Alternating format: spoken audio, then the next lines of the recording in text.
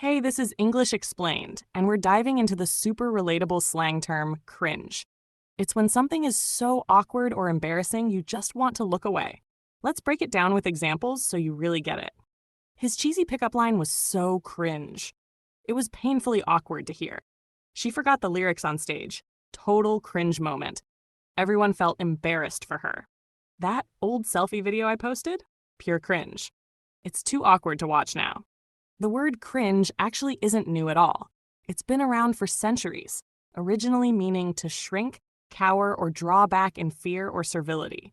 However, its modern slang usage, particularly referring to social awkwardness or secondhand embarrassment, gained massive popularity in the early 21st century, especially with the rise of internet culture and viral videos showcasing awkward moments.